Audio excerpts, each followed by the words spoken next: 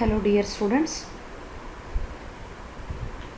welcome to online NEET coaching. And as informed earlier, we are going to solve the model NEET question papers for the practice purpose. Already we have completed the KCET exam. Now your concentration should be for the preparation of NEET and JEE. Get prepared properly so that you can score very good marks in the coming competitive exams. So let us begin with the first model question paper. In the NEET question paper, already you are familiar with these things. Just I am telling, 45 questions are from the physics, 45 questions from the chemistry, and 90 questions are from the biology. And in that 90 question, from one question paper, I have divided 45 and 45. So 45 questions in first part and 45 questions in second part. So one model question paper I have divided into two parts, part 1 and part 2. Like that I am going to solve 8 model question papers. So in the first model question paper, let us begin with first part, and here is the first question.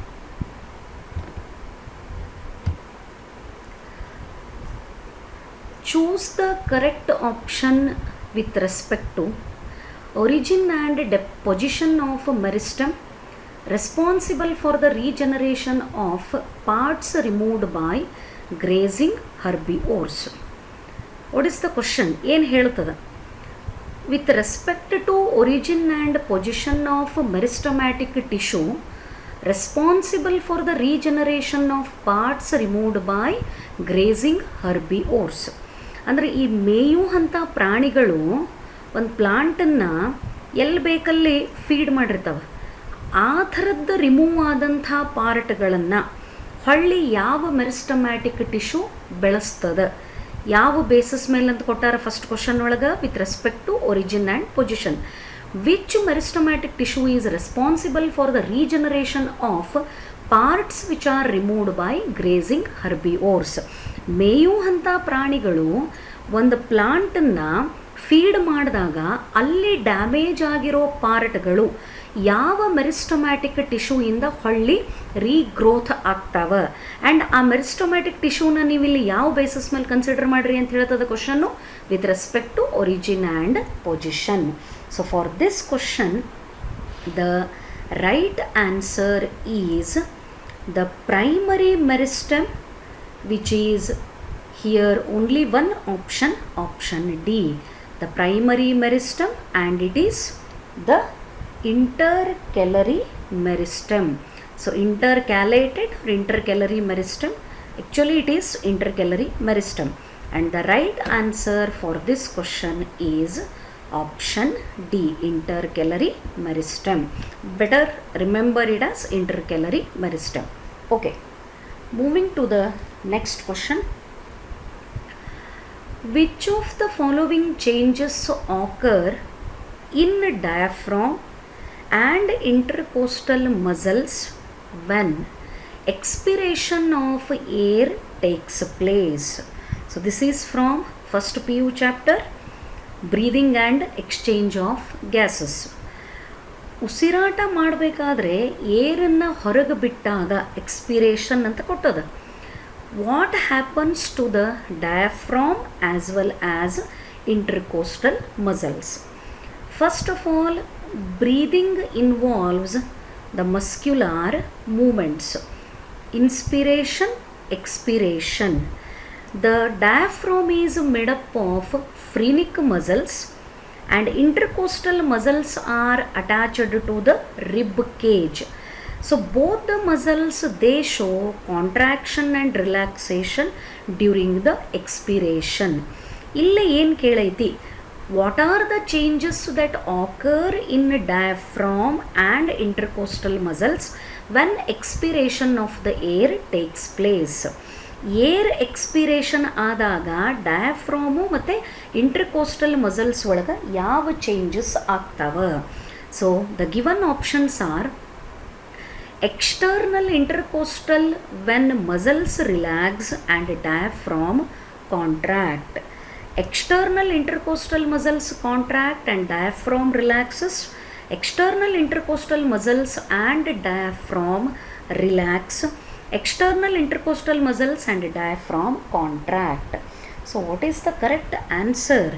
Remember, during expiration of air, both intercostal muscles as well as diaphragm, they undergo the relaxation. The change in the shape of diaphragm occurs. Actually inhalation ಮಾಡಿದಾಗ ಡಯಾಫ್ರಾಮು flat ಆಗಿರ್ತದೆ, ಎಕ್ಸಾಲೇಷನ್ ಮಾಡಿದಾಗ ಹೊಳ್ಳಿ ಡಯಾಫ್ರಾಮು dome ಶೇಪಿಗೆ ಬರ್ತದೆ. Expand ಆದಂತಹ thoracic ಕ್ಯಾವಿಟಿದು volume decrease ಆಗ್ತದೆ. And here the very important thing are the movement is the outward movement of the air is created due to the decrease in the volume of thoracic cavity. So what are the things happening? The thoracic cavity pressure compared to atmospheric pressure outside, and so rib cage ಏನಾಗ್ತದೆ ನೋಡೋಣ. The ribs move downward and inward and diaphragm becomes dome shaped. Diaphragm gets dome shaped. The diaphragm as well as intercostal muscles get relaxed so that the volume of the thoracic cavity the volume decrease ಆಗ್ತದೆ, and this is responsible for increasing the pressure inside. ಅಂದ್ರೆ lungs ಒಳಗೆ pressure increase ಆಗ್ಲಿಕ್ಕತ್ತದ ನೋಡ್ರಿ. ಭಾಳ simple thing to remember.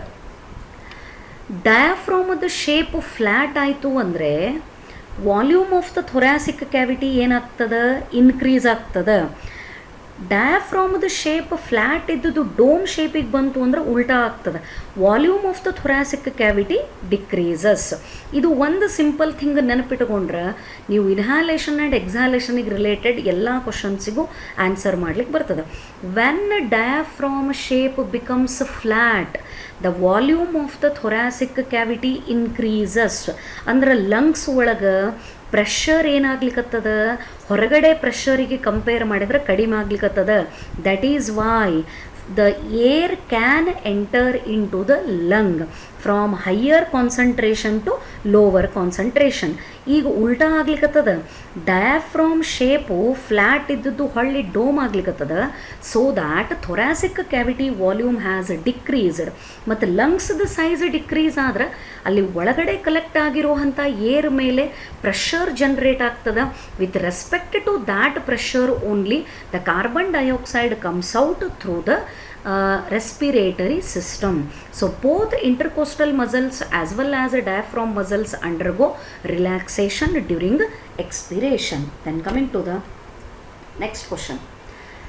Which of the following is a long day plant? The options are bajra, soyabean, tobacco and wheat.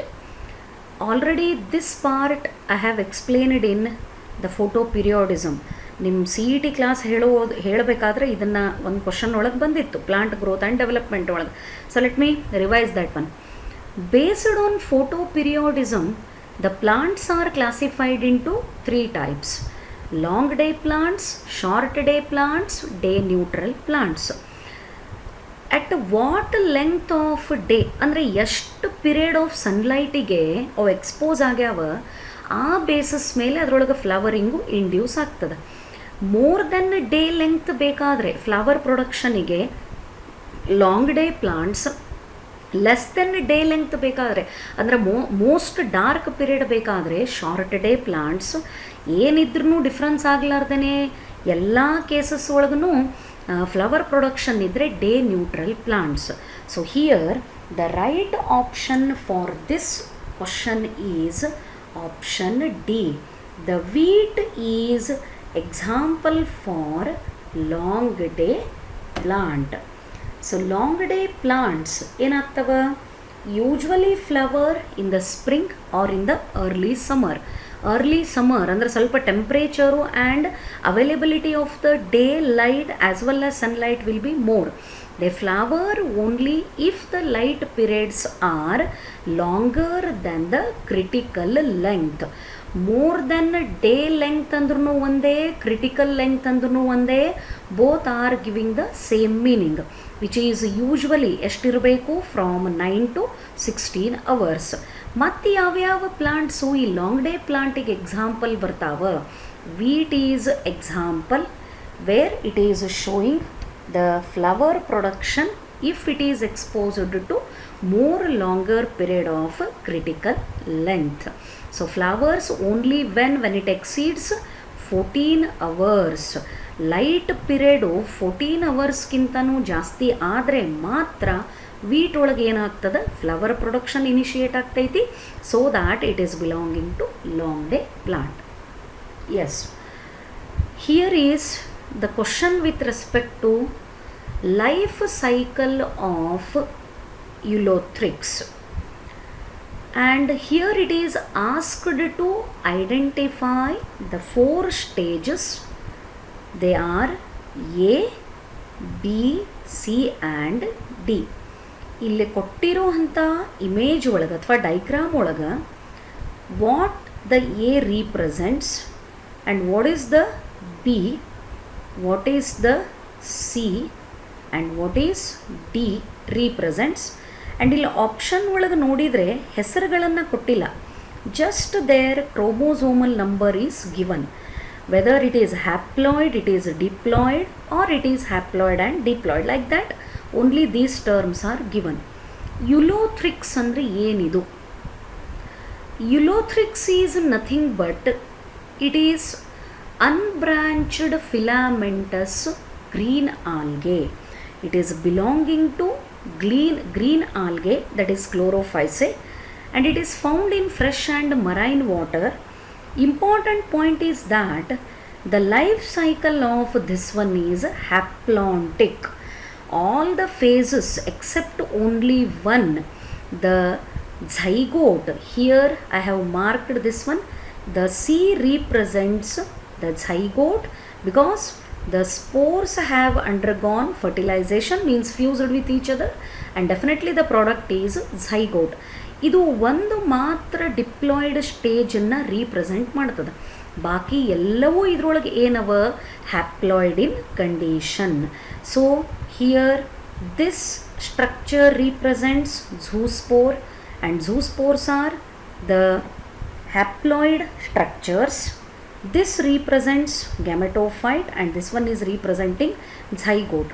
So gametophyte haploid ಇರಬೇಕು, zoospore haploid ಅದ, zygote is diploid. Then what is the answer for this question? The answer is option A. So what is the right answer? ಏಕ್ ಏನಂತ mark ಮಾಡೀನಿ diagram ಒಳಗೆ, it is gametophyte. So gametophyte is haploid in condition. B is also the gametophyte, it is also haploid in condition. C is diploid because it is zygote produced as a result of fertilization, and D is new gametophyte produced from the spore. So A, B and D are haploid in condition, only C is in the diploid condition. So option A is the right answer. Then coming to the next one, yes. Connecting the link between glycolysis and Krebs cycle is before entering Krebs cycle. Pyruvate is changed to. Connecting the link between glycolysis and Krebs cycle. Glycolysis and Krebs cycle ಗೆ connecting link ಯಾವುದದ? ಯಾವಾಗ before the pyruvate enters into the Krebs cycle. The given options are oxaloacetate, phosphoenol pyruvate, pyruvate acetyl coenzyme A. So let me revise the things first. Glycolysis and Krebs cycle are the steps in aerobic respiration. What is that aerobic respiration? The respiration which occurs in the presence of oxygen, or by utilizing the oxygen, it is called aerobic respiration. The glycolysis is common step of respiration for both aerobic and anaerobic respiration. Glycolysis aerobic respiration ಒಳಗೂ ನಡೀತದ, anaerobic respiration ಒಳಗೂ ನಡೀತದ, and site of glycolysis is cytoplasm. But site of the Krebs cycle and next step in aerobic respiration, the electron transport chain, both of them are occurring in the mitochondria, and mitochondria, it is the site of aerobic respiration. Glycolysis is begin with or initiated with 6 carbon compound glucose, and that glucose is subjected to stepwise breakdown. Finally, at the end of glycolysis, what you are going to get? 2 molecules of 3 carbon compound pyruvate or pyruvic acid. The process is nothing but glycolysis. All the reactions of the glycolysis are occurring in the cytoplasm, and the pyruvate has to continue the next bit of the respiration step, that is Krebs cycle. What is that pyruvate? End product of glycolysis.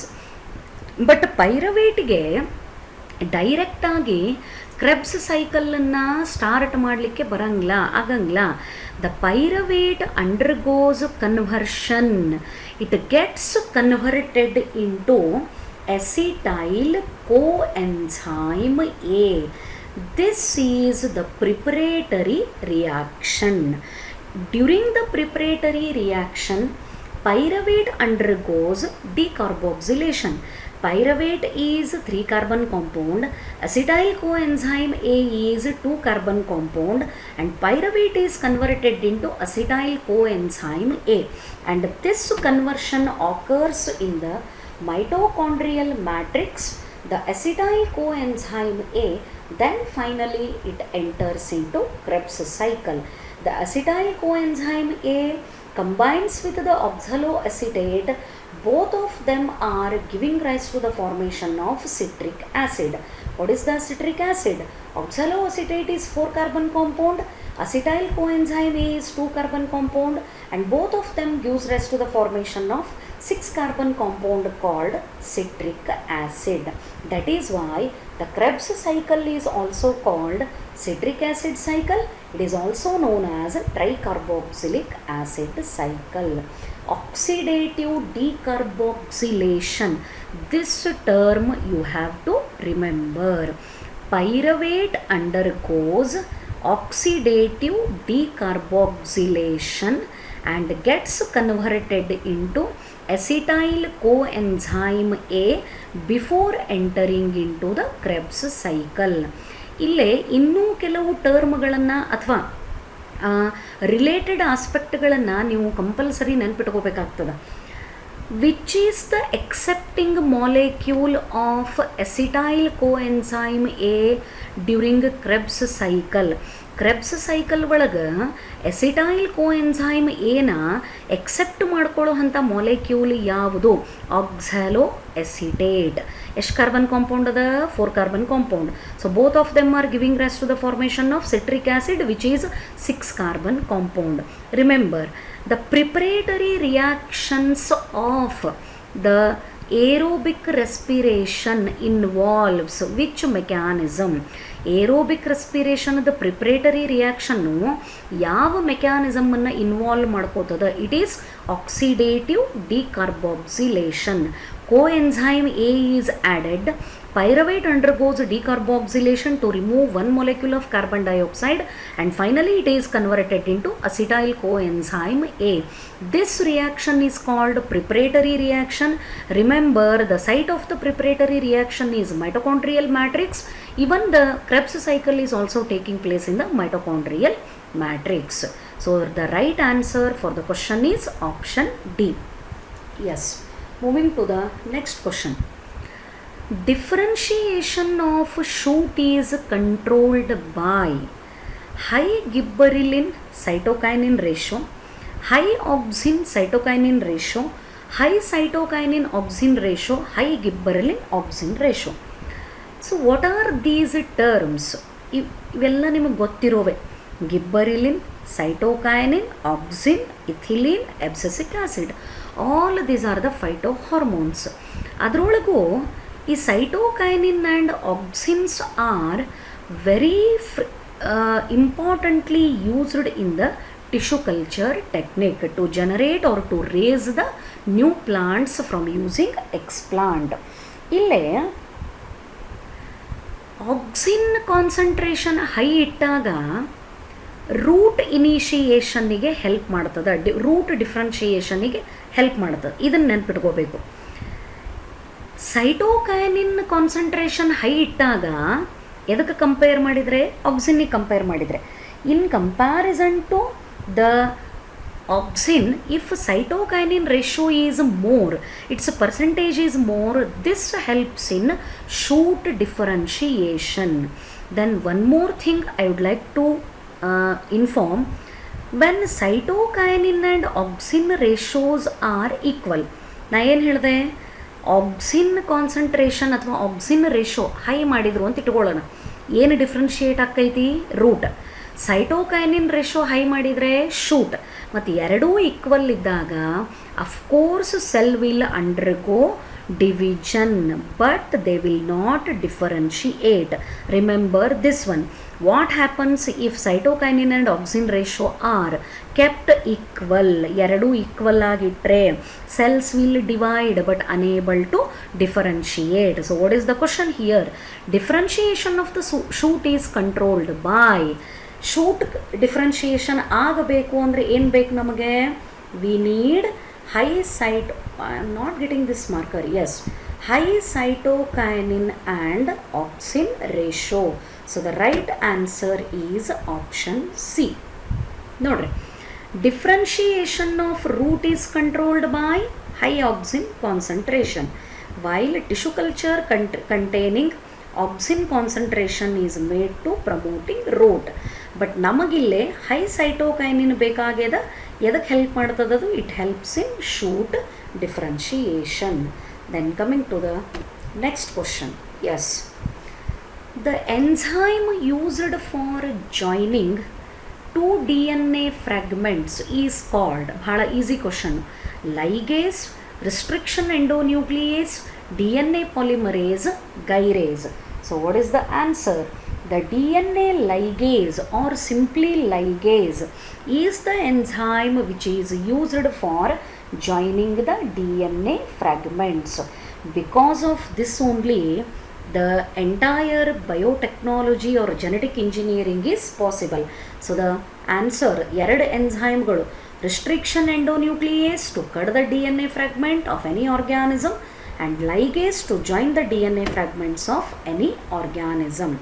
Even during DNA replication also, the Okazaki fragments are finally joined by DNA ligase. Then coming to the next question. Thorney's modification of stem, leaf, stipule, root. Thorn ಈ ನಾಲ್ಕರೊಳಗೆ ಯಾವುದ್ರದ್ದು ಮಾಡಿಫಿಕೇಷನನ್ನು indicate ಮಾಡ್ತದೆ?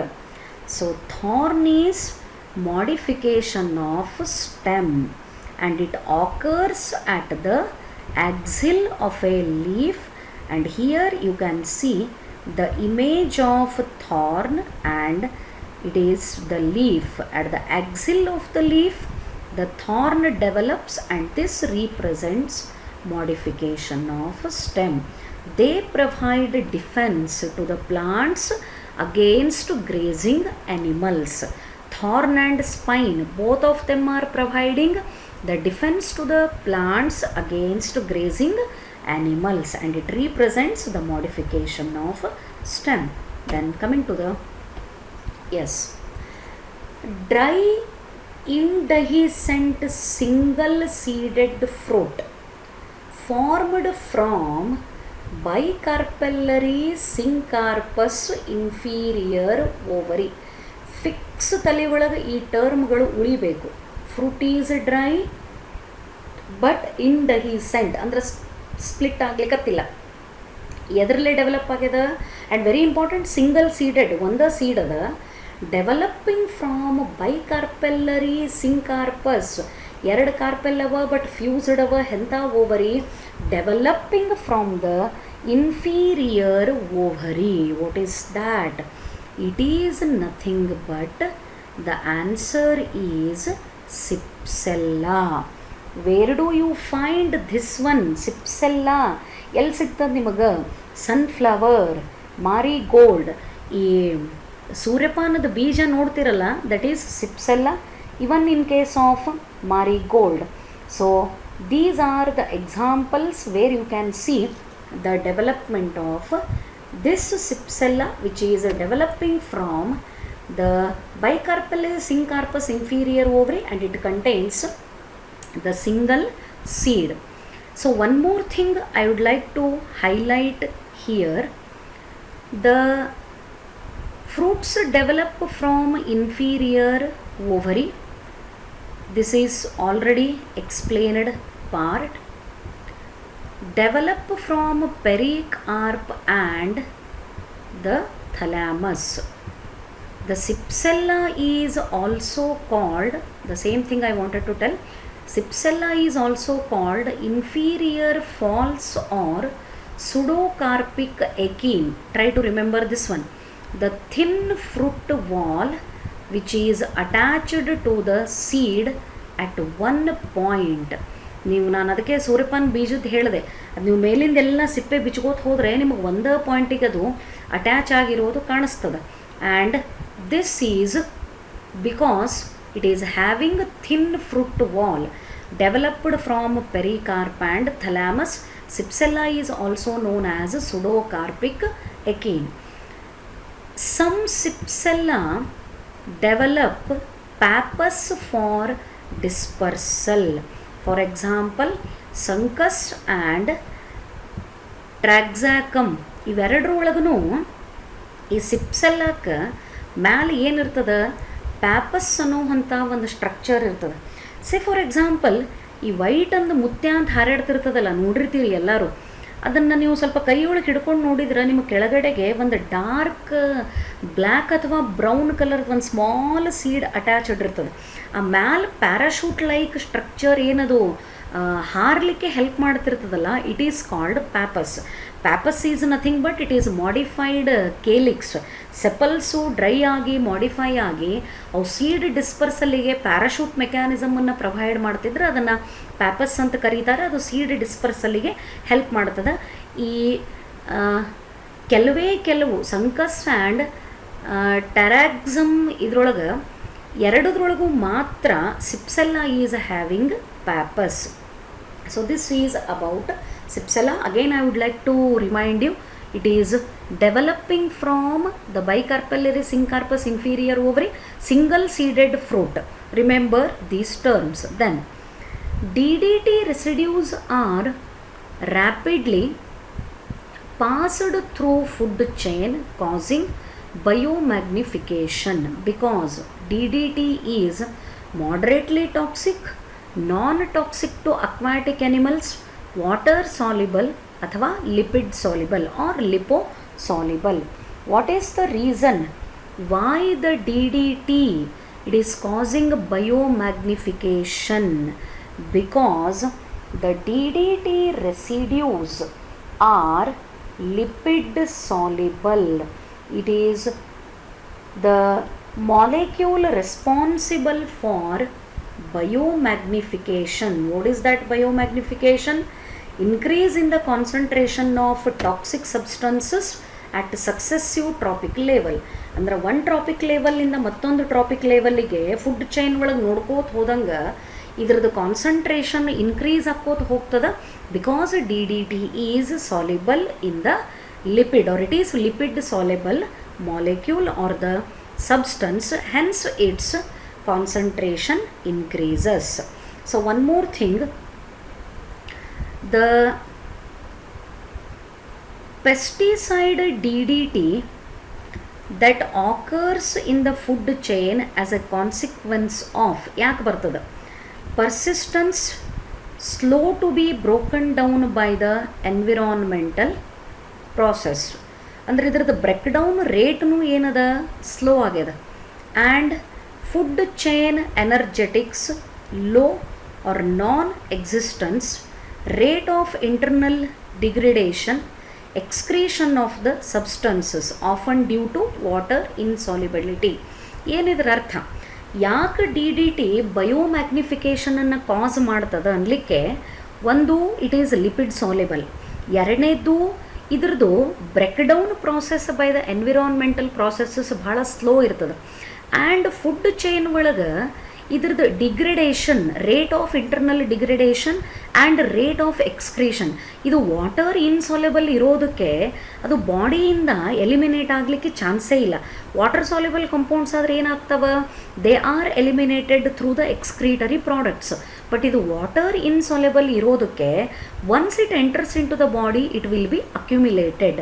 Environment ಒಳಗೆ enter ಆದ್ರೂ ಕೂಡ environmental process ಒಳಗೆ ಇದು slow ಆಗಿ break down ಆಗೋದ್ರಿಂದ for long period of time the effect of the D D T can be observed.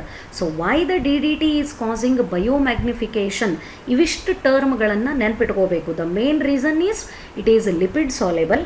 It is subjected to very slow breakdown by the environmental processes, and the rate of internal degradation is very low, and it is often not excreted as it is water insoluble. This is the reason why the DDT is causing biomagnification. Yes, moving to the next question. Deep black soil is productive due to high proportion of, what is the question, deep black soil. Deep black ಸಾಯಿಲ್ದು productivity ಅಂದರೆ ಅದರದ್ದು yield ಯಾಕೆ ಜಾಸ್ತಿ ಇರ್ತದ ಅಂತ ಪ್ರಶ್ನೆ. ಎದಕ್ಕಿರ್ತದ? Options sand and zinc, gravel and calcium, clay and humus, silt and earthworm. ಯಾಕೆ ಅದರದ್ದು ಪ್ರೊಡಕ್ಟಿವಿಟಿ ಜಾಸ್ತಿ ಇರ್ತದೆ? C, deep black soil it contains clay and humus. What is that humus? It is soft amorphous colloidal mixture that provides fertility to the soil. Already ನೀವು ಇದನ್ನು study ಮಾಡಿರಿ. ಎಲ್ಲಿ produce ಆಗ್ತದೆ humus? It is product of decomposition. Finally complex organic molecules are converted into humus. And humus content ಎಲ್ಲಿ ಇರ್ತದೆ ಅಲ್ಲೇ the fertility of the soil will be very high. So the answer for this question is clay and humus. Then coming to this one, idunnu ನೀವು ಬಹಳ ಈಸಿಯಾಗಿ answer ಮಾಡ್ತೀರಿ. Female gametophyte of angiosperm is represented by, female gametophyte of angiosperm. Female gametophyte ಯಾವುದಕ್ಕಂತ ಕರಿತೀವಿ? Ovule, megaspore mother cell, embryo sac and nucellus. What is the answer? The female gametophyte is nothing but embryo sac, and embryo sac is 7-celled and 8-nucleated structure. The 7 cells of embryo sac are 3 antipodals, 2 synergids, 1 egg cell, 1 central cell with 2 polar nuclei. So this is the right answer. Moving to the next question. Yes, this question is with respect to mass flow hypothesis, Munch hypothesis, phloem translocation or pressure flow hypothesis. All the terms are similar, explaining how exactly the sugar molecules or the food material which is synthesized in the leaves, it is loaded into the veinlets and vein, and how it is transported to all parts of the plant body. Phloem translocation ಬಗ್ಗೆ ಇದ್ದಂಥ question. The diagram below is a model demonstrating the mass flow hypothesis of translocation. What is the meaning of translocation? long distance transport of the materials through the vascular tissues. Xylem and phloem ಮುಖಾಂತರ vascular tissues long ಡಿಸ್ಟೆನ್ಸಿಗೆ transport ಆಗ್ತಿದ್ರೆ ಅದನ್ನೇನಂತ ಕರೀತಾರೆ, it is called translocation. And ಇದರೊಳಗೆ ನೀವು ಎರಡು ಥರದನ್ನು ನಿಮ್ಮ first P U syllabus ಒಳಗೆ ಕಲ್ತಿರ್ತೀರಿ. ಒಂದು organic translocation and another is inorganic translocation. Organic translocation is carried out by the phloem and inorganic translocation is carried out by the xylem. Organic translocation is bidirectional, ಅದು upward direction ನಾಗೂ ಆಗ್ತದೆ, downward direction ನಾಗೂ ಆಗ್ತದೆ. But inorganic translocation is only unidirectional. It occurs only in the upward direction. The xylem lifts the water from soil, from root to upper parts of the plant body, not in the reverse direction. ಇದನ್ನು ಕರೆಕ್ಟಾಗಿ ನೆನಪಿಟ್ಕೋಬೇಕು. So ಏನು ಕೇಳಿದೆ ಈ question ಒಳಗೆ, what are the structures represented by W, X, Y, Z, and what is the direction of flow of solution along the W. So ಇಲ್ಲಿ ಕೊಟ್ಟಂಥ image ಒಳಗೆ ಈ ಡಬ್ಲ್ಯೂ ಎಕ್ಸ್ ವೈ ಝಡ್ಗಳು ಏನನ್ನು ರೀಪ್ರೆಸೆಂಟ್ ಮಾಡ್ತಾವ ಇದು ಒಂದು. And what is the direction of flow of solution along the W, ಯಾವುದು ಏನಾಗ್ತದೆ ಸ್ವಲ್ಪ ಡಯಾಗ್ರಾಮನ್ನು ನೋಡಿರಿ, ನಿಮಗೆ ಈಸಿಯಾಗಿ ಅರ್ಥ ಆಗ್ತದೆ. ಸೊ ವೈಗೆ ಏನು ಮಾರ್ಕ್ ಮಾಡ್ಯದ, ಕಾನ್ಸಂಟ್ರೇಟೆಡ್ ಶುಗರ್ ಸೊಲ್ಯೂಷನ್, ಅಂದ್ರೆ ಶುಗರ್ ಮಾಲಿಕ್ಯೂಲ್ ಕಾನ್ಸಂಟ್ರೇಷನ್ ಹೈ ಅದ. ಇಲ್ಲೇ ನಾವು ವೈ ಒಳಗೆ ಶುಗರ್ ಕಾನ್ಸಂಟ್ರೇಷನ್ ಹೈ ಇರೋದ್ರಿಂದ ನಮಗೆ ವೈ ಏನಾಗ್ತದಿಲ್ಲೇ, what does the Y represents, Y ಏನು ರೀಪ್ರೆಸೆಂಟ್ ಮಾಡ್ತದೆ, this is representing the photosynthetic organ, ಸೋರ್ಸನ್ನು ರೀಪ್ರೆಸೆಂಟ್ ಮಾಡ್ಲಿಕ್ಕತ್ತದ. ಯಾಕೆ, photosynthetic organs are continuously undergoing photosynthesis so that the sugar concentration will be high.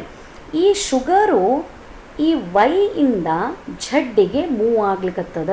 And ಝಡ್ಡಿಗೆ ಏನು mark ಮಾಡ್ಯದ ನೋಡ್ರಿ, weaker sugar solution, semi permeable membrane and this is having water. So weaker sugar solution, ಯಾಕೆ sugar concentration ಕಡಿಮೆ ಅದ, because not able to undergo photosynthesis. ಅಂದ್ರೆ ನಾವು ಝಡ್ಡನ್ನು ಎದಕ್ಕೆ ಕಂಪೇರ್ ಮಾಡಬೇಕಿಲ್ಲೇ, ಸಿಂಕ್. ಸೋರ್ಸ್ ಅಂದ್ರೆ ನೆನ್ಪಿಟ್ಕೋಬೇಕು with high sugar content, sink ಅಂದರೆ with low sugar content. Always the leaves are the sources and the root are the sink in all the plants. ಮತ್ತಿಲ್ಲೇ ವೈಯಿಂದ ಝಡ್ಡಿಗೆ ಇಲ್ಲಿ ಶುಗರ್ ಕಾನ್ಸಂಟ್ರೇಷನ್ ಅದ, ಇಲ್ಲಿನೂ it is surrounded by water. Of course both of them are having semi permeable membrane.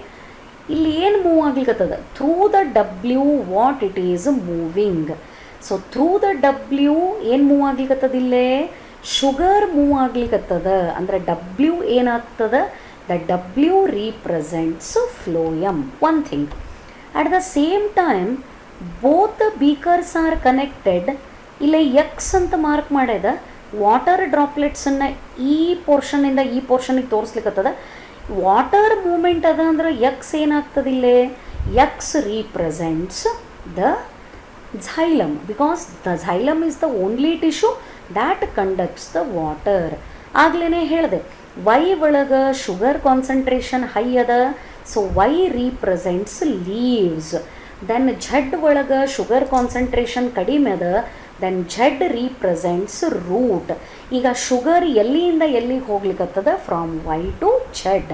Then what is the answer, the right answer is W is phloem, X is xylem, Z is root, Y is leaf or leaves, and movement direction of the flow of sugar along the W is from Y to Z.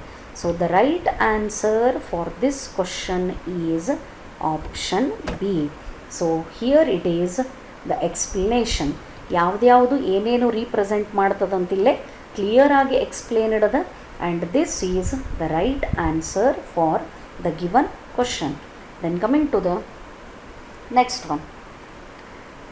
Here some flowers are given with respect to the position of flower parts on the thalamus and condition of the ovary. Given below are the diagrammatic representation of position of the floral parts on thalamus, condition of ovary and example. Find the correctly matched combination. ಇದರೊಳಗೆ ಯಾವುದು correctly matched combination ಅದ ಅದನ್ನು identify ಮಾಡ್ರಿ ಅಂತ question ಐತಿ. So the answer for this one A, it is epigynous flower. How to identify epigynous flower? Epi means above, gynous means gynoecium. So epigynous flower example is cucumber. Simple thing, in epigynous flower the ovary is inferior. ಯಾಕ? ಎಲ್ಲ ಪಾರ್ಟ್ಗಳು ಗೈನೋಶಿಯಮ್ದ ಮೇಲೆ arise ಆಗಿರ್ತಾವ. Gynoecium ಒಳಗಡೆಗೆ thalamus ಒಳಗಿರ್ತದ. Remaining parts are arising above the are situated above the gynoecium. Then perigynous ಯಾವುದಾಗ್ತದಿಲ್ಲೇ? Rose. But ಇಲ್ಲಿ ರೋಸಿಗೆ ಏನು ತೋರ್ಸದ? Means in the given question rose is also shown with the epigynous, but rose is example for perigynous flower. And hypogynous flower ಬ್ರಿಂಜಾಲಿಗೆ ಈ image ಒಳಗೆ perigynous ಅಂತ ತೋರ್ಸದ, but actually brinjal is example for hypogynous flower with superior ovary. Hypogynous, hypo means below, ಗೈನೋಶಿಯಮದ ಕೆಳಗಡೆಯಿಂದ remaining floral parts arise ಆಗಿರ್ತಾವ. Ovary is in the superior position, so that the hypogynous flower is example ಯಾವುದು? Brinjal. So ಇಲ್ಲಿ ಕೊಟ್ಟದ್ರೊಳಗೆ A ಒಂದ correct ಅದ. So this is the right answer with its option. Remaining ಏನು ಆಗಬೇಕು ಅನ್ಲಿಕ್ಕೆ ಇಲ್ಲಿ ಎಕ್ಸ್ಪ್ಲನೇಷನ್ ಅದ. Then coming to the next question.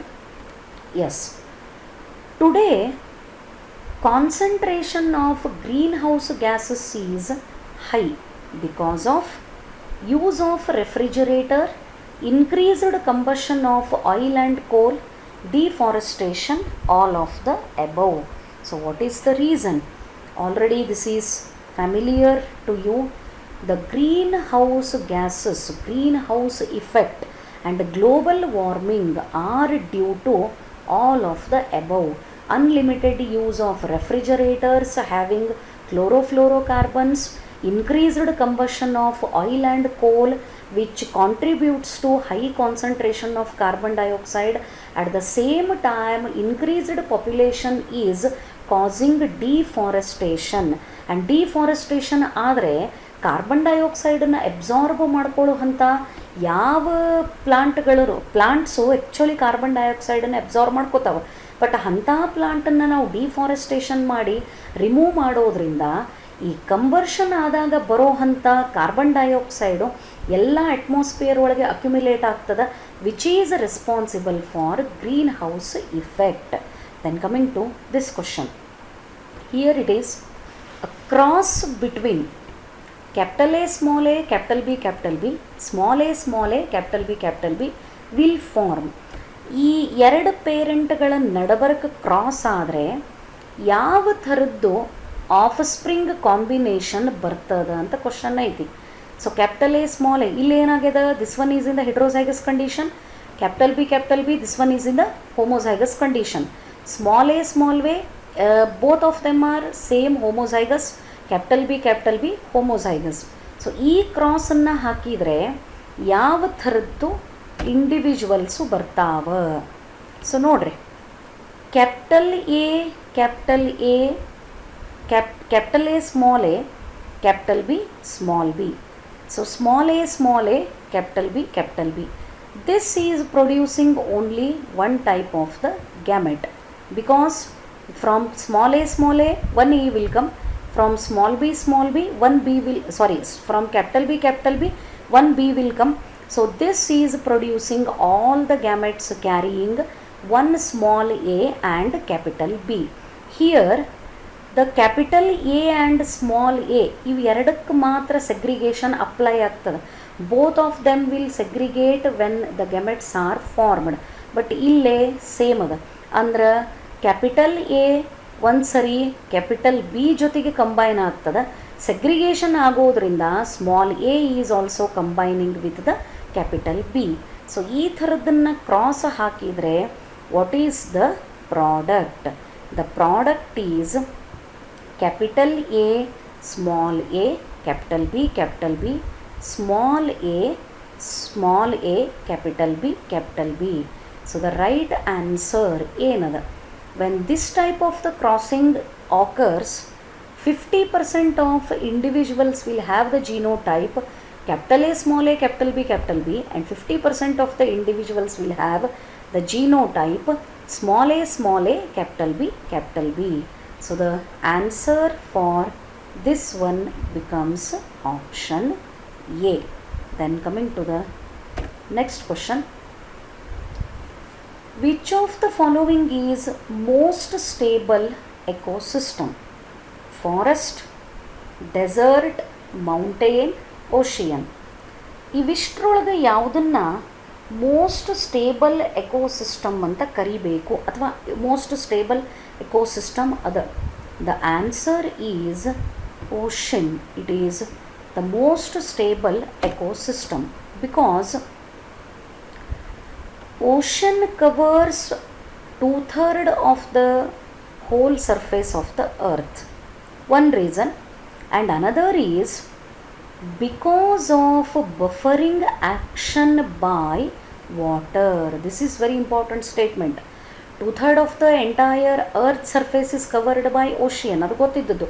ಇದ್ರ ಜೊತೆಗೆ ಇದನ್ನು ಯಾಕೆ ಸ್ಟೇಬಲ್ ಎಕೋಸಿಸ್ಟಮ್ ಅಂತ ಕರಿಬೇಕು ಅಂದ್ರೆ ರಿಚೆಸ್ಟ್ ವೆರೈಟಿ ಆಫ್ ಆರ್ಗ್ಯಾನಿಸಮ್ಸನ್ನು ನಾವು ನೋಡ್ತೀವಿ ಅದರೊಳಗೆ. And that condition is maintained because of buffering capacity of the water. Then what is this buffering capacity? It is the capacity of water to resist the change in pH.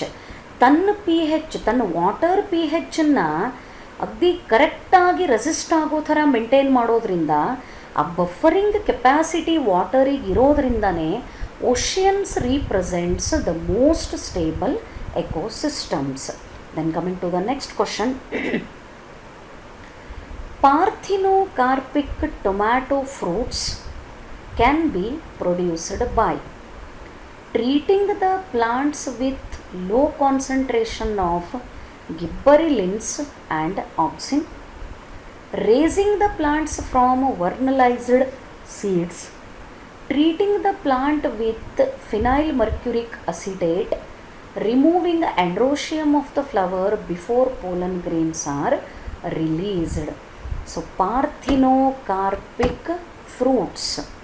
Parthenocarpic tomato seedless ಆದರೆ it is parthenocarpic. It can be produced by treating the plant with low concentration of gibberellic acid and auxin. And one more thing, in some plants the parthenocarpic fruits are naturally produced. Say for example banana, they may be induced by the treatment of unpollinated flowers with the auxin. This also you need to remember. Parthenocarpic fruits do importance ಏನು, speciality ಏನು? They are seedless fruits. ಯಾಕೆ? parthenocarpic fruits are produced without fertilization. So fertilization ಆಗಲಿಲ್ಲ ಅಂತಂದ್ರೆ angiosperms ಒಳಗೆ fruit develop ಆಗ್ತದೆ, but there will be no production of the seed. ಅದಕ್ಕೆ parthenocarpic fruits seedless ಇರ್ತಾವೆ. ಇಲ್ಲಿ ಇನ್ನೂ ಒಂದು ನೆನಪಿಟ್ಕೋರಿ, ಪಾರ್ಥಿನೋಕಾರ್ಪಿಕ್ ಫ್ರೂಟ್ಸು ನ್ಯಾಚುರಲಿನೂ ಬೆಳಿತಾವೆ. Banana is example for natural parthenocarpic fruit. At the same time, it can be also induced by treating unpollinated flower. ಯಾವ flower ಒಳಗೆ pollination ಆಗಿಲ್ಲ ಅಥವಾ ಪಾಲಿನೇಷನ್ ಆಗಲಿಕ್ಕೆ ಬಿಡಲಾರ್ದೇ ಅಂಥ ಫ್ಲವರ್ನ ಆಕ್ಸಿನ್ ಜೊತೆಗೆ ಟ್ರೀಟ್ ಮಾಡಿದರೆ the same here it is given in the question. Tomato ಒಳಗೂ ಪಾರ್ಥಿನೋಕಾರ್ಪಿಕ್ ಫ್ರೂಟ್ಸನ್ನು ಪ್ರೊಡ್ಯೂಸ್ ಮಾಡೋಕ್ಕೆ auxin is used along with the gibberellic acid. What is this gibberellic acid? It is nothing but synthetic gibberellin or naturally occurring gibberellin is also called gibberellic acid, Ga3. It is synthetic gibberellin. Either the combination le tomato can be made parthenocarpic. At the same time, the unpollinated flower can also be treated with the auxin to produce the parthenocarpic fruit. Then coming to the next one, yes, a gene pair hides the effect of another gene. ಒಂದು gene ಅಲ್ಲ, ಒಂದು gene pair ಮತ್ತೊಂದು ಜೀನದ ಇಫೆಕ್ಟನ್ನು, ಅದರ phenotypic effect produce ಆಗ್ಲಾರ್ದಂಗೆ hide ಮಾಡ್ಲಿಕ್ಕತ್ತದ. This phenomenon is called epistasis, dominance, mutation, none of the above. Answer is epistasis. The phenomenon of masking or suppressing the phenotypic expression of a gene pair by non-allelic gene pair which impresses its own effect. That is why this is not the example of dominance. ಇಲ್ಲಿ ಏನಾಗ್ಲಿಕ್ಕತ್ತದ, ಒಂದು gene ಪೇರು ಮತ್ತೊಂದರದು ಎಕ್ಸ್ಪ್ರೆಷನನ್ನು prevent ಮಾಡ್ಲಿಕ್ಕತ್ತದ. ಎರಡೂ ಒಂದಕ್ಕೊಂದಕ್ಕೆ ಹೆಂಗವ, non allelic gene pairs, they are not in the allelic condition. Non allelic gene pair ಒಳಗೆ if one gene pair mask the effect of another, this is called epistasis. Then this question is interesting. What would happen if in a gene coding a polypeptide of 50 amino acids? ಹೌದಾ, ಒಂದು ಜೀನ 50 amino ಆ್ಯಸಿಡ್ಗಳು ಇರೋಂಥ polypeptide. Polypeptide is nothing but ಪ್ರೋಟೀನಿಗೆ code ಮಾಡ್ಲಿಕ್ಕತ್ತದ. 25th codon, ಆ gene ಒಳಗೆ ಏನದ, UAU ಅದ. ಈ UAU ಇದ್ದದ್ದು it is mutated to UAA. Then what happens? I hope ಈ ಕ್ವಶನ್ ನಿಮ್ಗೆ ಅರ್ಥ ಆಗ್ಲಿಕ್ಕತ್ತದ ಅಂತ ತಿಳ್ಕೊಂಡಿನಿ.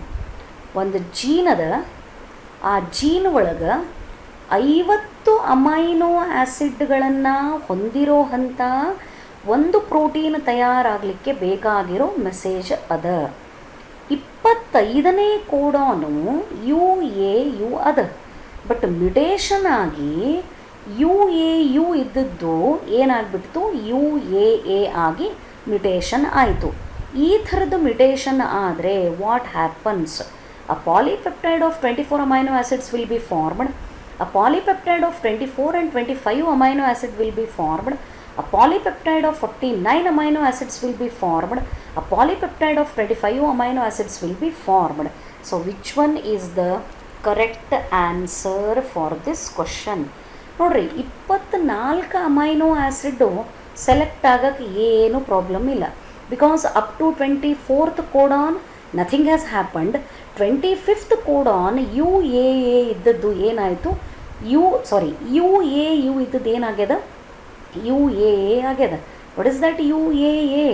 It is nonsense codon. It is termination codon. It is not at all coding for any amino acid. So what happens? A polypeptide chain of 24 amino acid will be formed. 25ನೇ codon ಮಾತ್ರ change ಆಗ್ಯದ.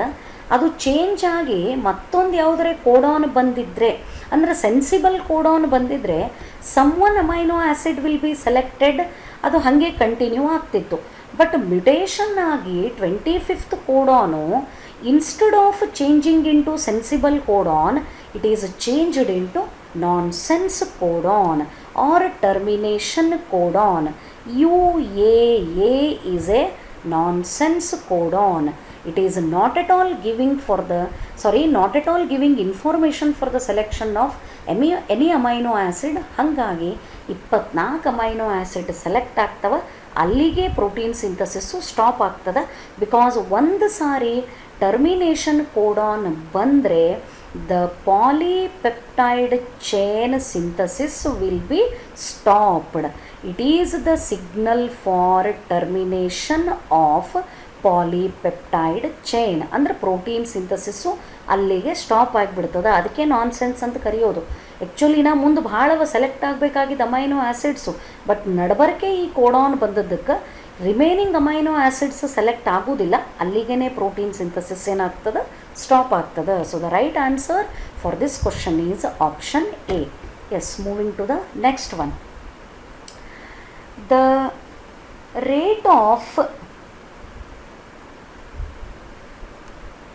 rate at which light energy is converted to chemical energy of organic molecules in the ecosystem is, ಇದು ನೀವು ಕಲ್ತಂಥ ಒಂದು definition. The rate at which light energy is converted into chemical energy, chemical energy of organic molecule in the ecosystem. This is nothing but ಏನಂತ ಕರೆಸ್ಕೋತದ, gross primary productivity. At what rate the light energy is converted into chemical energy in the form of organic molecule. The ability of the green plants to convert light energy into chemical energy in the form of organic molecules in an ecosystem represents gross primary productivity. Then coming to the next one. Consider the following statements concerning food chains. Food ಚೈನ್ಗಳಿಗೆ ಸಂಬಂಧಪಟ್ಟಂಥ ಈ ಸ್ಟೇಟ್ಮೆಂಟ್ಗಳನ್ನು consider ಮಾಡೋಣ. ಇದ್ರೊಳಗೆ ಯಾವ statement correct ಅವ that we have to identify. Removal of 80% of tigers from an area resulted in greatly increased growth of vegetation.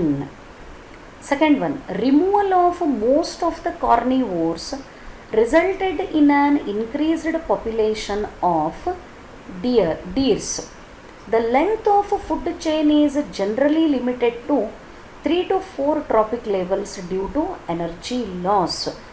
The length of food chain may vary from 2 to 8 trophic levels. Food chain.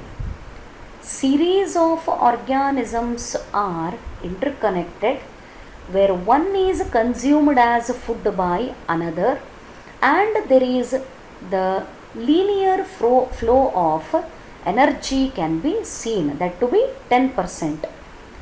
80% of ಟೈಗರ್ಗಳನ್ನು ಒಂದು ಏರಿಯಾದಿಂದ remove ಮಾಡಿದರೆ it resulted in a greatly increased growth of vegetation. Is it true? Tiger ಏನವ, they are the carnivores, they are not herbivores. ಅಲ್ಲೇ vegetation increase ಆಗಲಿಕ್ಕೆ vegetation ಕಡಿಮೆ ಆಗಲಿಕ್ಕೆ ಸಂಬಂಧನೇ ಇಲ್ಲ. Removal of most of the carnivores resulted in an increased population of deers. ಹೌದು, ಒಂದು ಕಾಡೊಳಗೆ ಯಾವ ಕಾರ್ನಿವೋರ್ ಇಲ್ಲ ಅಂತ ಇಟ್ಕೊಳ್ಳೋಣ. Lion is not there, tiger is not there, panther is not there, leopard is not there, ಯಾವುದೂ ಇಲ್ಲ. ಬೇಟೆ ಆಡಲಿಕ್ಕೆ ಬೇಕಾಗಿರುವಂಥ ಕಾರ್ನಿವೋರ್ಗಳು, ಮಾಂಸಾಹಾರಿಗಳು ಇಲ್ಲವೇ ಇಲ್ಲ. ಅಂದ್ರೆ ಅಲ್ಲಿ ಏನಾಗ್ತದೆ, ಈ ಸಸ್ಯಾಹಾರಿಗಳು ಹರ್ಬಿವೋರ್ಸ್, ಜಿಂಕೆ ಥರದ ಪ್ರಾಣಿಗಳ ಸಂಖ್ಯೆ ಹೆಚ್ಚಾಗ್ತದೆ. ಅಂದ್ರೆ second statement with respect to the given option is right. So this one is right statement. If this is correct, then the length of a food chain is generally limited to 3 to 4 trophic levels due to energy loss. Of course this is also correct. ಯಾಕಂದ್ರೆ ಒಂದು ಆರ್ಗ್ಯಾನಿಸಮನ್ನು ಮತ್ತೊಂದು ಆರ್ಗ್ಯಾನಿಸಮು food ಅಂತ consume ಮಾಡಿದಾಗ how much of the energy is transferred, only 10%. ಹಾಗಾಗಿ 3 to 4 trophic level, ನಾವು 4th trophic level ತನಕ ಮಾತ್ರ traffic ಲೆವೆಲ್ಗಳನ್ನು mention ಮಾಡ್ತೀವಿ. ಅದಾದಮೇಲೆ ಯಾಕೆ ಎಕ್ಸಿಸ್ಟ್ ಆಗಲಿಕ್ಕೆ ಪಾಸಿಬಲ್ ಇಲ್ಲ ಅಂತಂದರೆ ಅಲ್ಲೇ ಎನರ್ಜಿ ಲಾಸ್ ಆಗಲಿಕ್ಕೆ ಸ್ಟಾರ್ಟ್ ಆಗ್ತದೆ. Fourth one is also wrong. The length of the food chain may vary from 2 to 8 trophic levels. ಇಲ್ಲ. ಸೊ ಈ ಕೊಟ್ಟ ಸ್ಟೇಟ್ಮೆಂಟ್ ಒಳಗೆ how many statements are correct? Only 2 statements, second and third. Only these 2 statements are correct. Food chain is the transfer of energy from green plants through the sequence of organisms occupies the tropic level.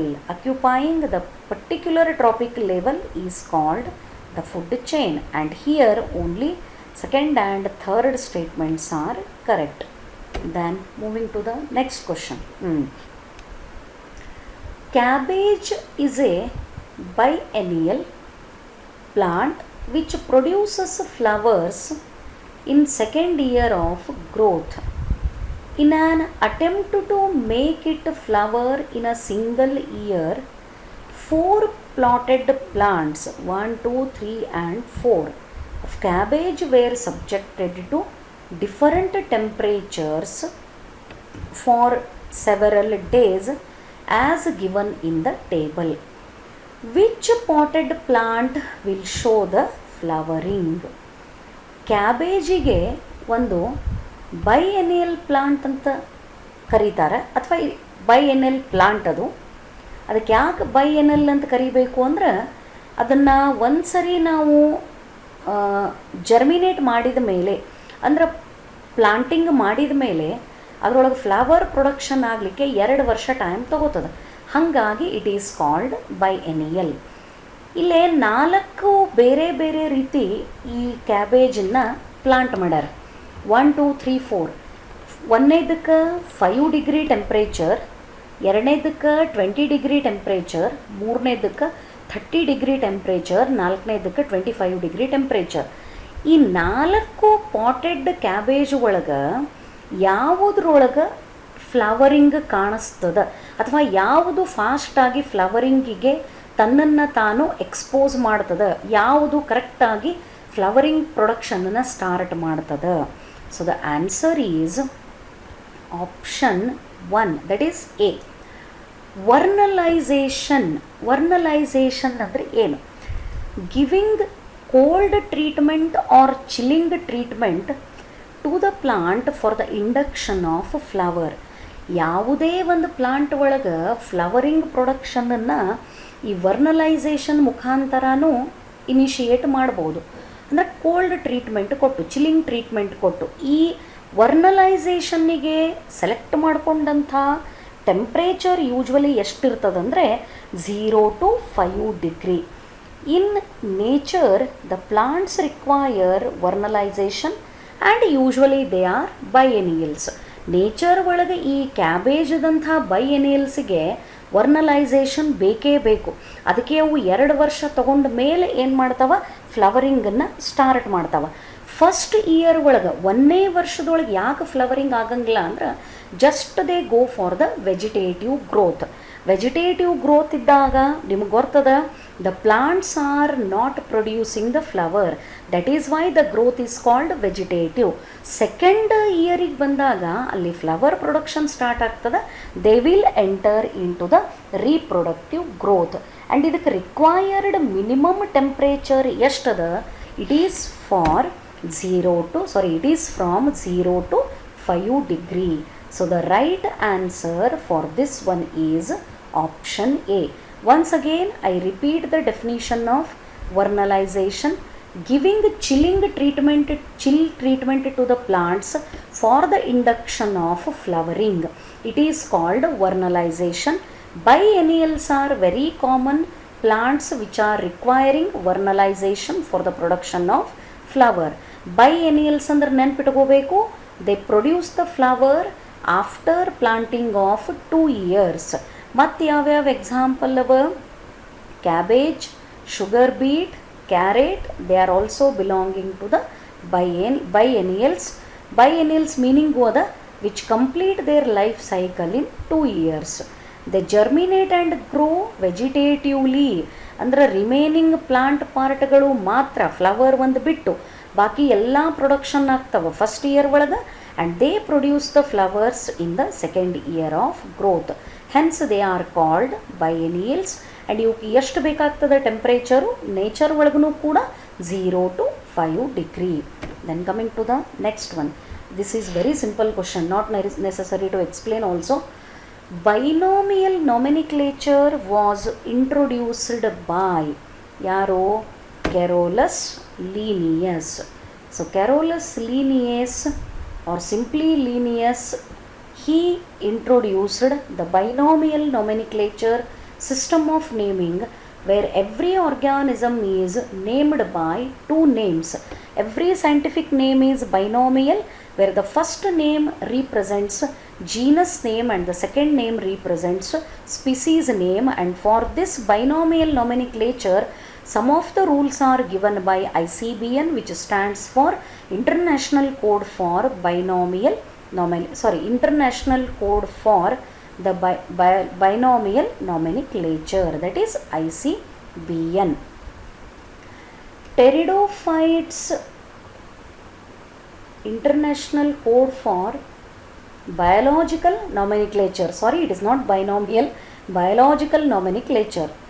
Pteridophytes differ from mosses, that is bryophytes, in possessing independent gametophyte, well developed vascular system, archegonia structure, flagellate spermatozoids. ಏನದು? Pteridophytes are the vascular plants. They differ from bryophytes in two main cases. Pteridophytic plant body is the sporophyte, whereas bryophytic plant body is gametophyte. Bryophytes plant body, that is gametophyte, is thallus, which is not differentiated into root, stem and leaf. But in pteridophytes, this differentiation is observed. In pteridophytes, sporophytic generation is dominant over gametophytic generation, whereas in bryophytes, the gametophytic generation is dominant over sporophytic generation. And the very important difference is bryophytes are non-vascular plants. They don't contain xylem and phloem, whereas the pteridophytes are the vascular plants. They contain well developed vascular system. The xylem and phloem are present. So option B is the right answer. In pteridophytes, the well developed vascular system is present, but in case of the mosses, the plant body,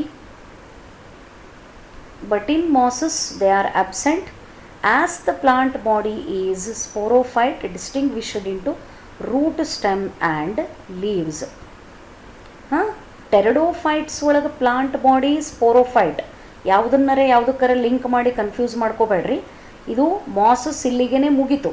pteridophyte ಒಳಗೆ plant body ಏನದ?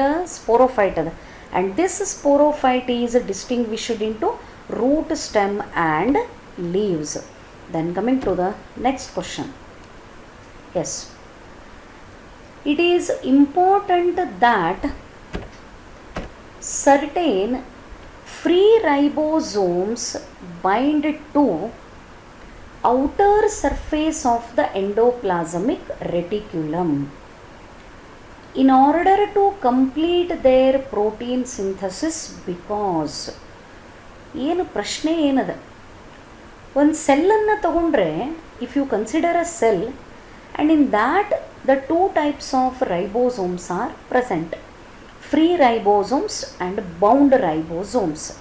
ಇನ್ a cell the two types of ribosomes are present. Some of them are free ribosomes. ಕೆಲವಕ್ಕೆ free ribosomes ಅಂತ ಕರೀತಾರೆ, ಇನ್ನು ಕೆಲವಕ್ಕೆ bound ribosomes ಅಂತ ಕರೀತಾರೆ. ಎಲ್ಲಿರ್ತಾವ?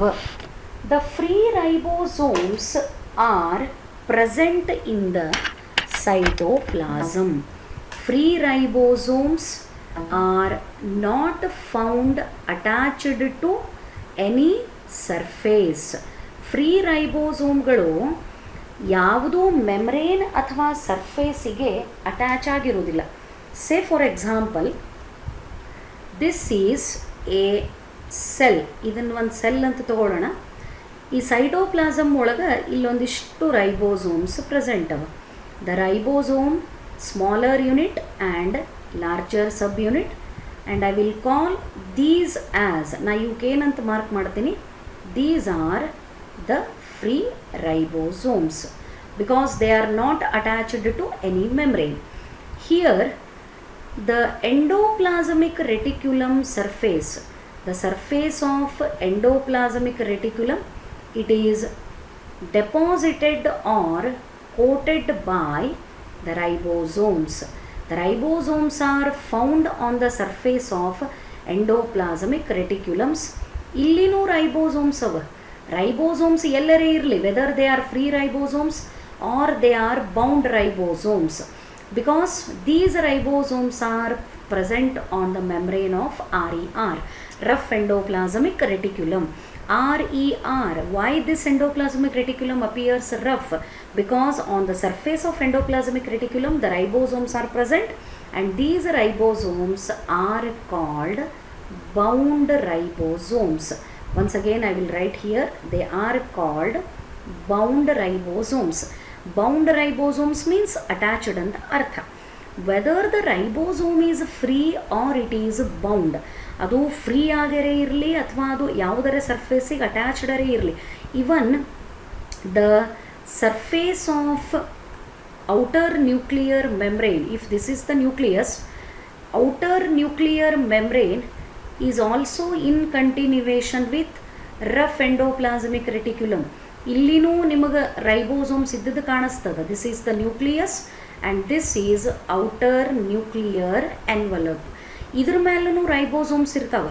Wherever the ribosomes are present, they are undergoing protein synthesis.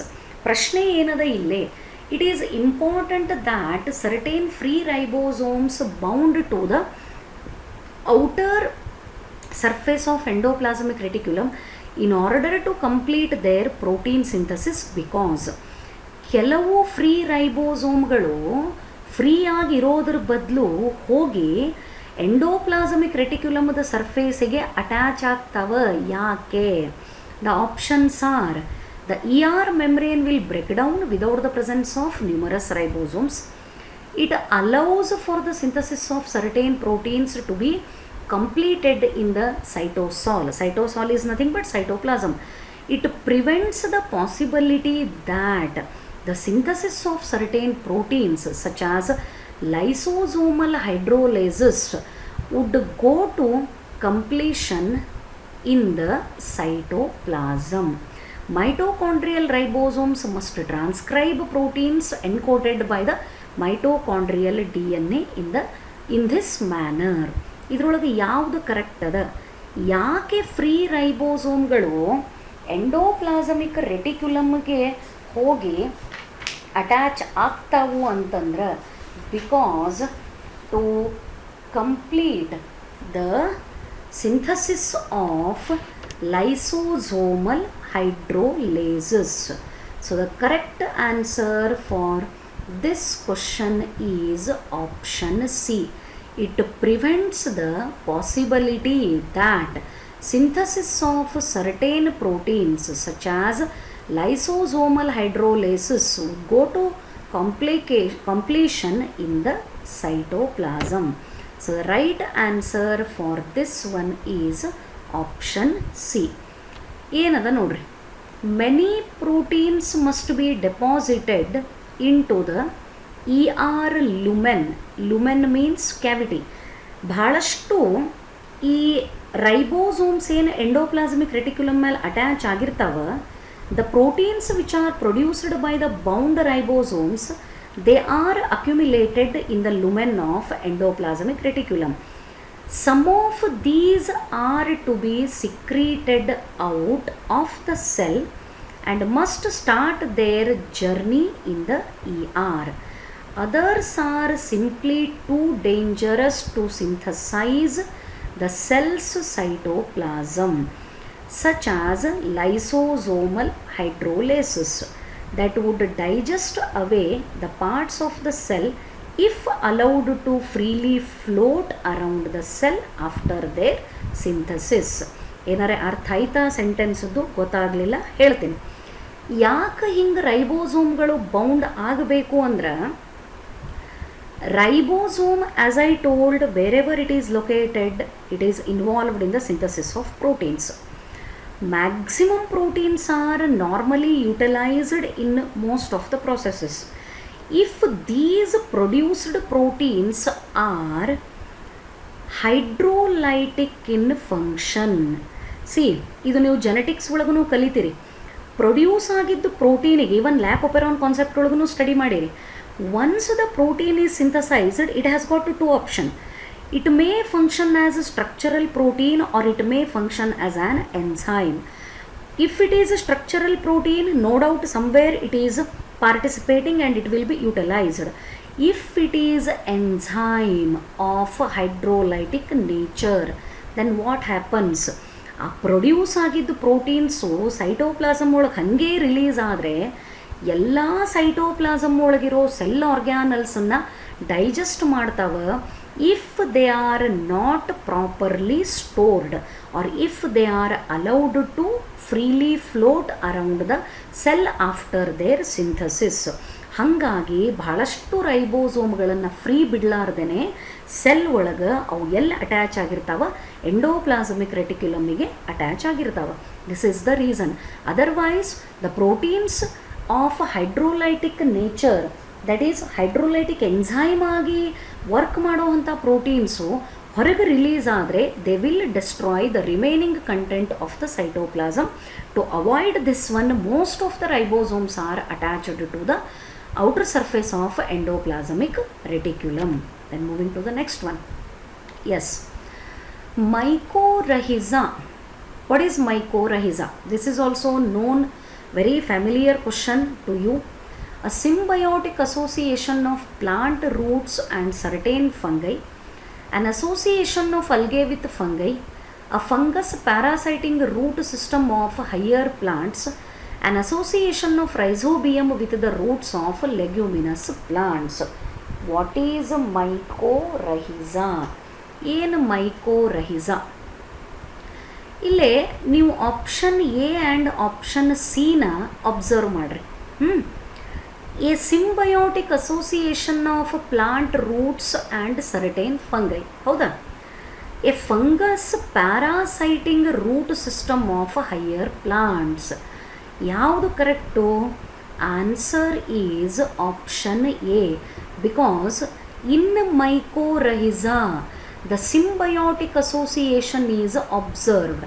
Fungi which is associated with the root of higher plant, it is getting the benefit from the root, but it is not harming the plant.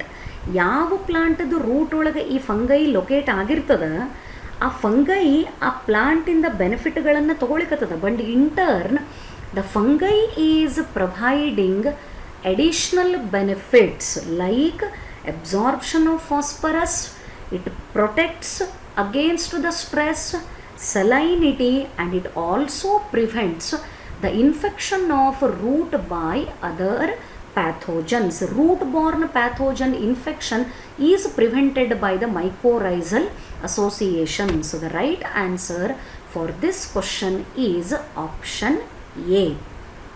Then coming to the next question, Laminaria, kelp, which is algae, and fucus, rockweed, are the examples of red algae, brown algae, green algae, golden brown algae. So both of them are belonging to brown algae. Which one? Laminaria as well as fucus. So both of them are belonging to brown algae. They are the members of Phaeophysae, that is brown algal members. Then moving to the next question. The outer layer of vacuole is called cell wall, tonoplast, plasma layer, leucoplast. Vacuole. Where do you find the presence of vacuole? Vacuole is the common structure which is present in the plant cell. ನೀವು ಯಾವುದೇ plant ಸೆಲ್ಲನ್ನು ತಗೋರಿ, in the plant cell number of vacuoles are always more, and vacuole decides the position of nucleus in a plant cell. If this is the plant cell, this is the nucleus and this is vacuole. What is the function of vacuole? The vacuole stores everything. In the vacuole, the cell sap is present. The concentration of cell sap is very important for deciding the direction of osmosis, whether it is end osmosis or it is exosmosis. What is cell sap? It is a mixture of water plus dissolved mineral salts. The water and dissolved mineral salts component is called cell sap, and its outer membrane is called tonoplast. Tonoplast is also semi-permeable in nature. The tonoplast, like plasma membrane, it is also semi-permeable in nature. It allows the movement of water both inward and outward. The water movement, if it is inwardly directed, it is end osmosis. If it is outwardly directed, it is exosmosis.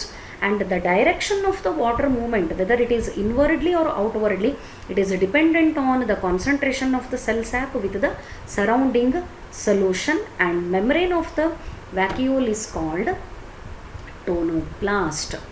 Then coming to the next question, a narrow layer of thin walled cells found between phloem, that is phloem bark, and wood of a dicot is cork cambium, vascular cambium, endodermis, pericycle. So what is the answer? A narrow thin layer of cells between the bark and wood of a dicot. What is that? Bark is nothing but the entire tissue which is found outside the phloem. Outside the phloem. Phloem ಹೊರಗಡೆಗೆ ಏನು tissue ಇರ್ತದೆ ಎಲ್ಲನೂ ಬಾರ್ಕನ್ನೇ represent ಮಾಡ್ತದೆ. And ಇವೆರಡರ ನಡುಬರಕ್ಕೆ ಇರೋ ಅಂಥ tissue ಯಾವುದು? It is vascular cambium. How it is formed? The vascular cambium is produced by two types of meristematic tissues during the intrastellar secondary growth. One is the intravascular cambium and another is intervascular cambium. Whereas intravascular cambium is primary cambium, intervascular cambium is secondary cambium. The complete ring of them represents vascular cambium. This is the narrow layer which is present between bark and wood. Wood is nothing but secondary xylem. The entire xylem is wood. Bark and wood ನಡಬರಕ್ಕಿರೋ ಅಂಥ ಫ್ಲೋಯಮ್ಮು ಮತ್ತು ವುಡ್ಡದ ನಡಬರಕ್ಕಿರೋ ಅಂಥ thin layer ಯಾವುದು ಅಂತಂದರೆ it is vascular cambium. The linking of antibiotic resistant gene with the plasmid vector became possible with antibiotic resistant ಜೀನನ್ನು plasmid vector ಜೊತೆಗೆ link ಮಾಡಲಿಕ್ಕೆ ಯಾಕೆ possible ಆಯಿತು? Which is the enzyme responsible for joining of the DNA fragments? It is nothing but DNA ligase. So the answer for this question is option A. Then coming to next question, which one of the following is not included under in situ conservation? In situ conservation ಒಳಗೆ ಯಾವುದು include ಆಗಿಲ್ಲ. In situ conservation means what? Where the plants or animals are present in the nature, in their original habitat, they should be provided protection. They should be conserved. Botanical garden, biosphere reserve, national park, sanctuary. And the answer is botanical garden. Botanical gardens are created by man, artificially created ex situ conservation for the conservation of plants. So the answer is option A. Not only botanical garden, even the zoos are also included. National parks, sanctuaries are included under in situ conservation, whereas botanical garden and zoos are man-made and they are created by the man for the protection of any type of plant or animal. Both can be conserved. Monascus purpureus is a yeast used commercially in the production of ethanol, streptokinase for removing the clots from blood vessels, citric acid, cholesterol, blood cholesterol lowering statins. Monascus purpureus, this is the source of statins, and statin is nothing but blood cholesterol lowering agent. The statin is blood cholesterol lowering agent. So this is the source of statin is Monascus purpureus, which is a yeast. Then coming to next one, gel electrophoresis is used for cutting of DNA into fragments, separation of DNA fragments according to their size, construction of recombinant DNA by joining with the cloning vector, isolation of DNA molecule. What is the importance of gel electrophoresis? It is the only one technique used to separate the DNA fragments according to their size on agarose gel slab by exposing the gel slab to electric field. So the right answer is option B. DNA or RNA segment tagged with a radioactive molecule is called vector, clone, probe, plasmid. So DNA probe, DNA fingerprinting ಒಳಗೆ ಕಲ್ತೀರಿ. Whether it is a DNA molecule or it is RNA molecule having radioactive nitrogen element with single stranded polynucleotide chain, it is called probe, and they are used to detect the presence of complementary sequences in the nucleic acids, and probes are used for the identification and isolation of DNA as well as RNA. So probe is single stranded polynucleotide chain. It may be of DNA or it may be of RNA. ಇದರದ್ದು speciality ಏನು ಅಂತಂದ್ರೆ it contains the radioactive element. Then next question, which of the following is considered a hotspot of biodiversity in India? What do you mean by hotspot? The geographical area rich in variety of plants and animals. Biodiversity richness ಎಲ್ಲಿರ್ತದ ಅದನ್ನು hot spot ಅಂತ ಕರೀತಾರೆ. And ನಮ್ಮ ದೇಶದೊಳಗೆ 3 hot spot ಅವ, but ಅದರೊಳಗೆ ಅಗದಿ richest hot spot ಯಾವುದು? It is western ghat. The western Ghats are the richest hotspots of the India. And one thing here, Doon Valley of this area is under the threat due to continuous mining activities. Western Ghats, the biodiversity hotspots of our country, some part of this one is under the threat due to continuous mining activity.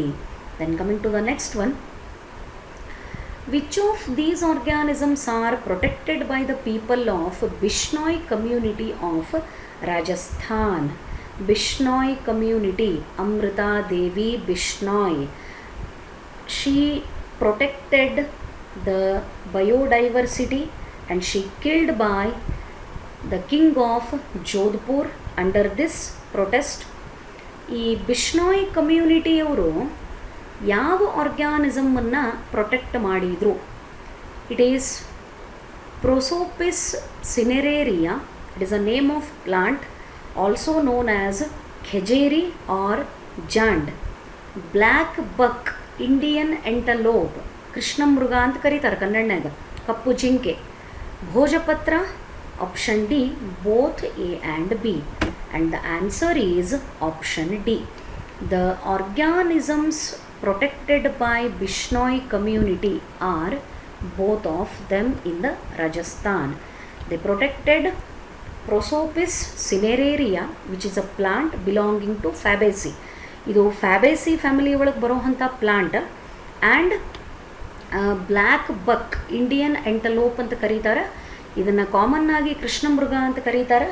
And both of them are protected by the people of Bishnoi community. Let me mark this Prosopis cinerea.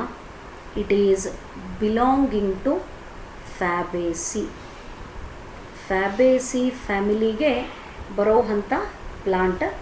So the answer for this one is option D. Then coming to the next question.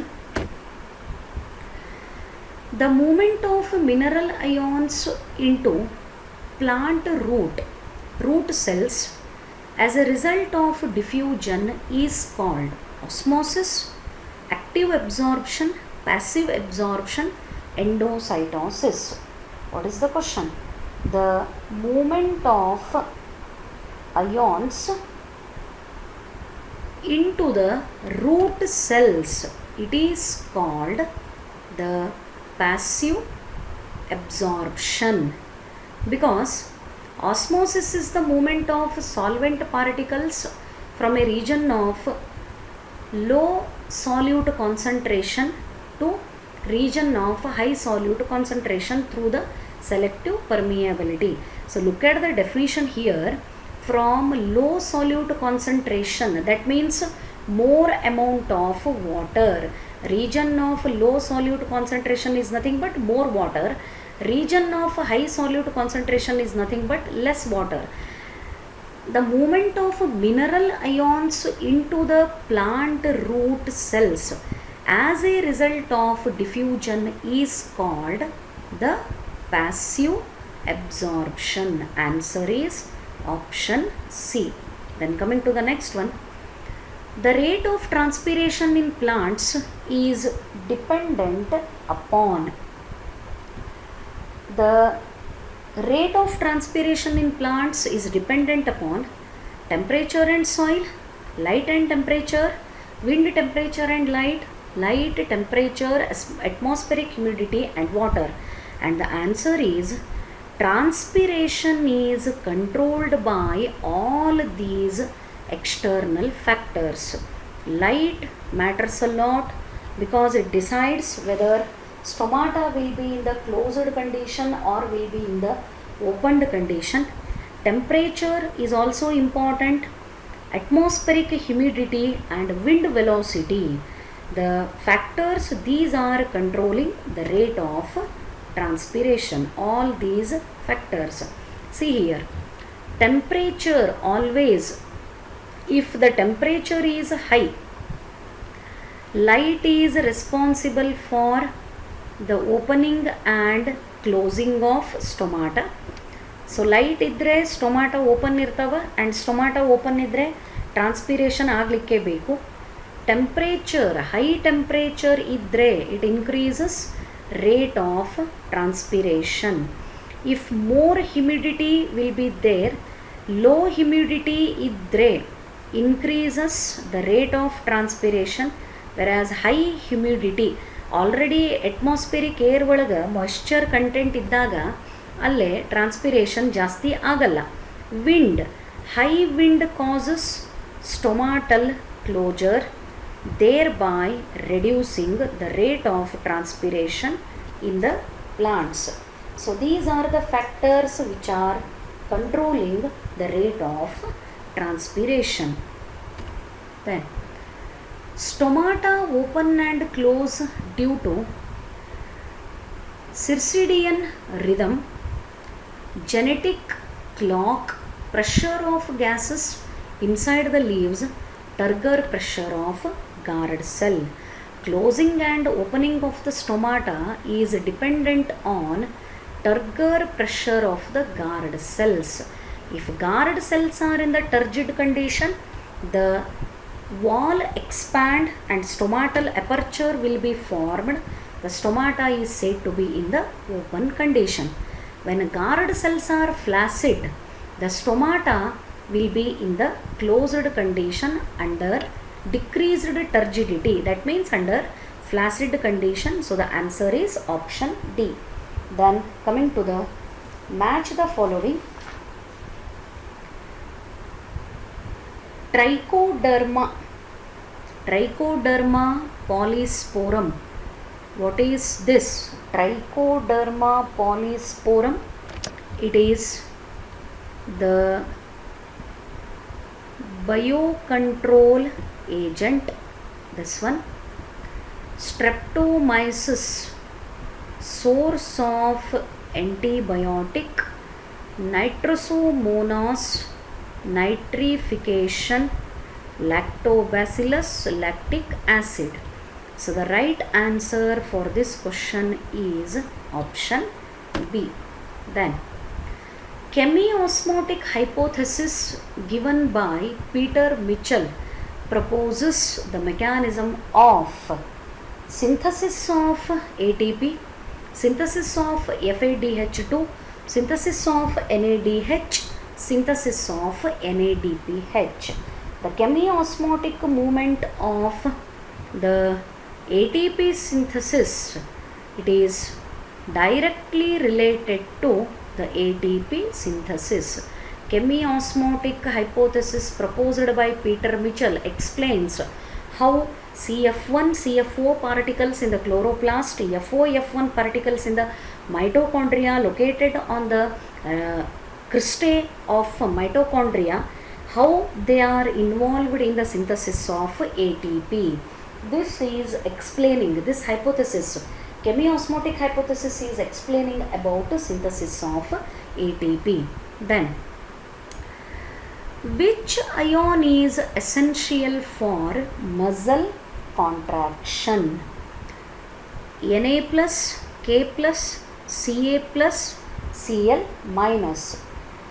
Movement of calcium ions out in the sarcoplasmic reticulum. The answer for this question is, let me mark option C. Calcium ions ಎಲ್ಲಿ move ಆಗಬೇಕು?